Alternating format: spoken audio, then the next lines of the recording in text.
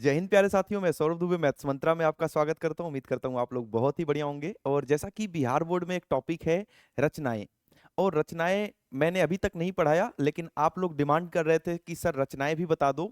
तो आइए रचनाएं का एक बेहतरीन क्वेश्चन लेकर आया हूं जो एग्जाम पॉइंट ऑफ व्यू से बहुत इंपॉर्टेंट है।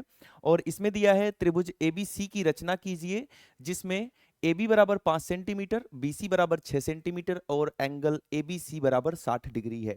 तो सबसे पहला काम है आपको एक त्रिभुज बनाना होगा, और उस त्रिभुज के समरूप एक दूसरा त्रिभुज बनाना है जो उस त्रिभुज का 5/7 गुना हो। दो तरह के क्वेश्चन आते हैं। एक तो आएगा 5/7 गुना, मतलब कि ऊपर वाला छोटा और नीचे वाला बड़ा। और एक आपका आएगा जैसे कि 3/2 गुना, ऊपर वाला बड़ा और नीचे वाला छोटा। आज की क्लास में जो आप सीखने वाले हैं वो है कि ऊपर वाला छोटा है सर और नीचे वाला बड़ा है, मतलब कि 5/7 गुना, 2/3 गुना, 3/4 गुना। इस तरह के प्रश्नों को हम किस प्रकार से हल करेंगे अपने एग्जाम में। आइए इसका बेहतरीन मेथड सिखाता हूं आपको। और सबसे पहले हम सीखेंगे कि जो ये त्रिभुज है इसकी रचना कैसे की जाए, इस त्रिभुज की रचना कैसे की जाए। तो आओ सबसे पहले आपको मैं त्रिभुज की रचना सिखाता हूं। इसमें दिया है ए बी भुजा जो है वो 5 सेंटीमीटर की है। तो सबसे पहले हम एक काम करते हैं, ए बी भुजा 5 सेंटीमीटर की एक रेखा खींच लेते हैं। और मेरी रिक्वेस्ट है आप लोगों से कि सभी दोस्त जो जो बोर्ड पर हथियार दिख रहे हैं ना, ये मैथ के हथियार हैं, तो ये हथियार अपने पास रखो, मेरे साथ साथ बनाओ। 100% सीख जाओगे, 100% सीख जाओगे। और बस देखोगे तो समझ तो जाओगे, लेकिन दोस्त सीख नहीं पाओगे। आप तो सीखना चाहते हैं, तो मेरे साथ साथ आप भी ये काम करो। सबसे पहले अपनी कॉपी पर एक 5 सेंटीमीटर की रेखा बनाओ, जैसा कि मैंने बना दिया। और इसका नाम क्या है? रेखा का नाम है ए बी। तो इसको हम लिख देते हैं ए बी। पहला काम तो यही हो गया कि ए बी का काम सर फाइनल हो चुका है। दूसरा काम है बिंदु बी पर, क्योंकि कोण ए बी सी है, बी बीच में आ रहा है, तो जो भी बीच में आ रहा है उस बिंदु पर आप 60 डिग्री का कोण बनाएंगे। बिंदु बी पर आप 60 डिग्री का एंगल बनाएंगे, जो आपको छोटी क्लास से ही सिखाया जा रहा है कि 60 डिग्री का कोण कैसे बनाते हैं। अभी तक नहीं आता तो आज सीख लेंगे। 60 डिग्री का कोण बनाना बड़ा ही आसान है। सबसे पहले बिंदु बी पर अपना आप कंपास रखेंगे कुछ इस प्रकार से, और यहां से एक चाप लगाएंगे, अर्धचाप। एक अर्धचाप लगा दिया है ना। अर्धचाप लगाने के बाद अब चाप को बदलना नहीं है, यही चाप लेकर आओ यहां इस बिंदु पर जहां से चाप स्टार्ट हुआ है, और एक छोटा सा कट इसी पर मार देंगे ऐसे। एक छोटा सा चाप यहां पर लगा देंगे इस बिंदु पर। तो ऐसा कर लोगे, पहले मैंने एक चाप लिया, यहां से बना दिया, और वही चाप से यहां पर एक कट लगा दिया। अब क्या करने वाले हो? अब इनको मिला दो एक रेखा से। अब इनको मिला दो एक रेखा से, इस वाले बी बिंदु को और इस वाले कट को। तो इनको मैंने एक रेखा द्वारा मिला दिया, इन दोनों को। तो कुछ इस प्रकार की आकृति आपको देखने को मिलेगी। थोड़ा सा बड़ा बना देंगे इसको।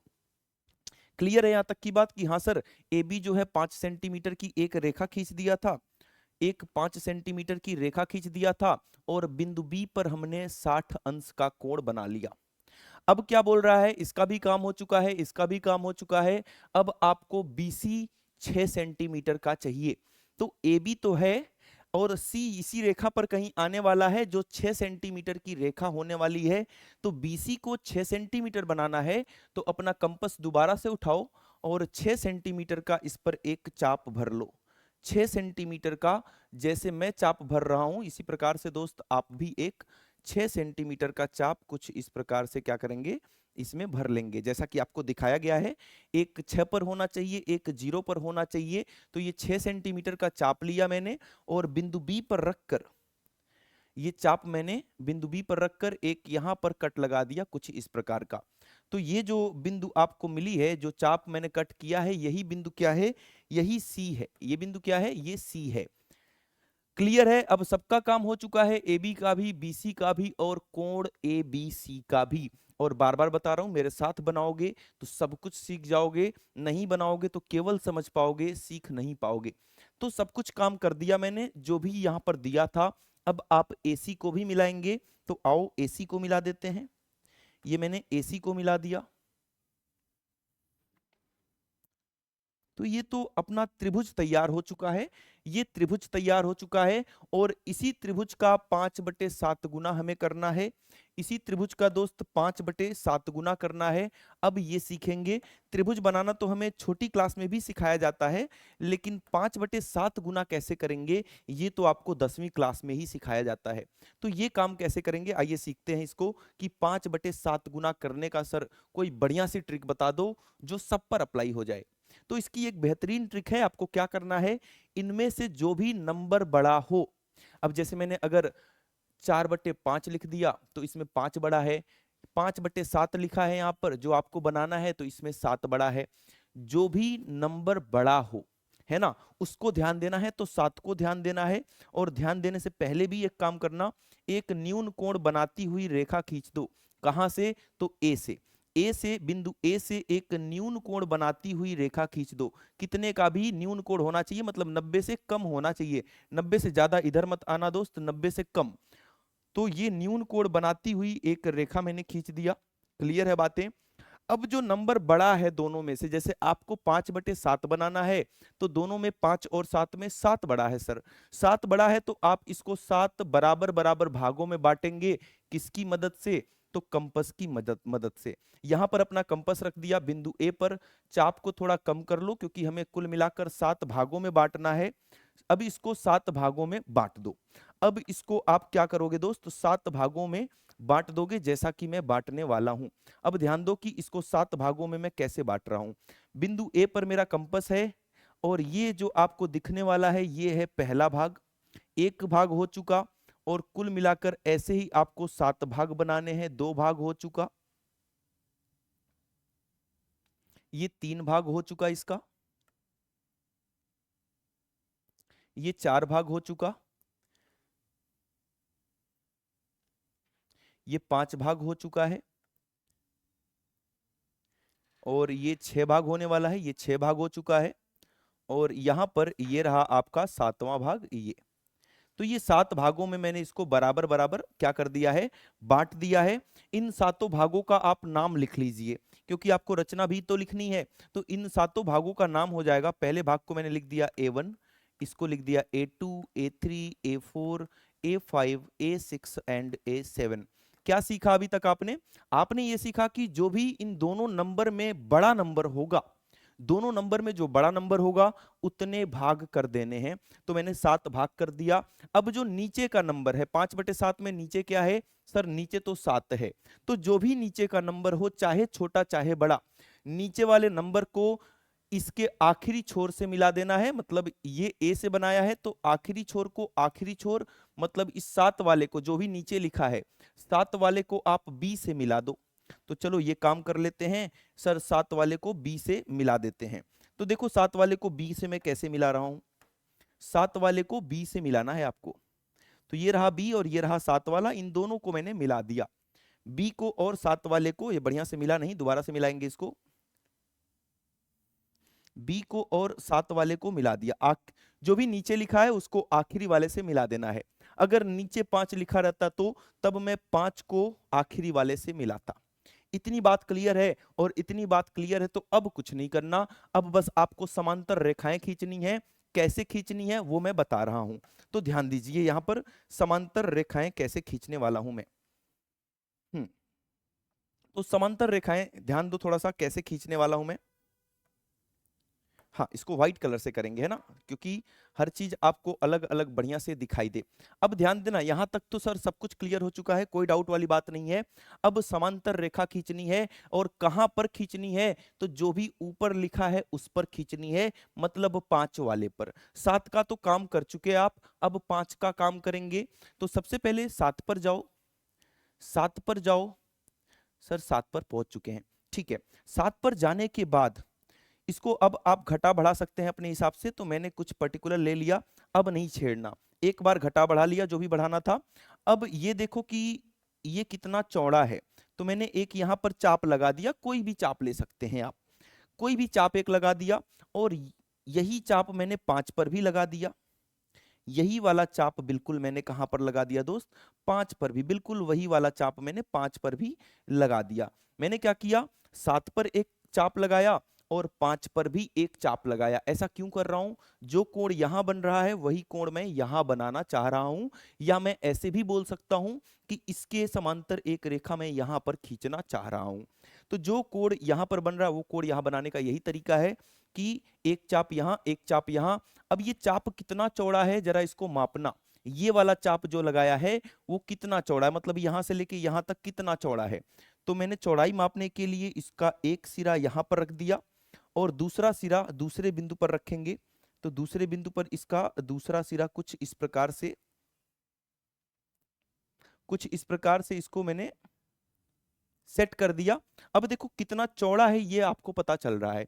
जितना चौड़ा ये है उतना चौड़ा मापने के बाद फिर से 5 पर जाओ, फिर से 5 वाले चाप पर जाओ जो 5 से चाप लगाया था आपने, और इसको भी काट दो उतना ही, इसको भी उतना ही काट दो जितना चौड़ाई वहां से नापा था। ये करने के बाद 5 को और इस कटान बिंदु को दोनों को मिला देना है और मिलाती हुई एक रेखा खींच देनी है कुछ इस प्रकार से। 5 को और इस कटान बिंदु को, तो ये रहा 5 और ये रहा कटान बिंदु, इन दोनों को मिलाएंगे जब आप, तो कुछ इस प्रकार की एक बेहतरीन सी रेखा आपको दिखेगी। और आप ध्यान से देखोगे तो ये वाली रेखा इस रेखा के क्या है, बिल्कुल समांतर है। तो यही करने के लिए ये काम किया। सबसे पहले एक आर्क यहां पर, एक चाप यहां पर, वही चाप 5 से लगा दिया, कितना चौड़ा है नाप के यहां काट दिया, इन दोनों को मिला दिया। अब जो काम दोस्त आपने यहां किया जरा वही सारा काम ऊपर कर दो और क्वेश्चन को यहीं खत्म कर दो। कैसे करेंगे ध्यान दो। फिर से कंपास उठाया, जो काम नीचे अभी किया है तत्काल में वही काम यहां बी बिंदु पर करना है। मतलब सबसे पहले सर आपने एक चाप लगाया था तो बी बिंदु पर आ जाएंगे और जो मन किया घटा बढ़ा लिया अपने हिसाब से, और यहां पर भी एक चाप ऐसे लगा दिया, बी बिंदु पर एक कोण बना दिया ऐसे। और यही वाला चाप बिल्कुल घटना बढ़ना नहीं चाहिए, इस बिंदु पर जाओ जो अभी कटान बिंदु आई है, और वही वाला चाप बिल्कुल आप यहां पर भी लगा दो दोस्त, यहां पर भी बिल्कुल वही वाला चाप लगा दो जो बिंदु बी से लगाया है। जैसा आपने यहां किया कि पहले एक चाप फिर एक चाप यहां पर, यही काम हमने यहां पर कर दिया ऊपर। फिर आपने देखा था कि ये कितना चौड़ा है उतना ही चौड़ाई यहां काट दिया। तो ये देखो कि ये कितना चौड़ा है। चौड़ाई नापने के लिए आप दोबारा से यहां आएंगे, हाँ, और दूसरे बिंदु को आप यहां पर ले जाएंगे तो बिल्कुल इतना ही चौड़ा है, इतना ही चौड़ा है। यही चौड़ाई आप यहां पर काट दो, तो इसको ले आओ यहां पर इस वाली बिंदु पर, और वही चौड़ाई बिल्कुल यहां पर काट देंगे। अब क्या करेंगे, अब इस बिंदु को और इस बिंदु को मिलाती हुई एक रेखा जो इस रेखा के समांतर है यहां पर खींच देंगे और वही आपका आंसर हो जाएगा। तो एक रेखा में खींच रहा हूं, ध्यान देना, ये वाली रेखा इस बिंदु को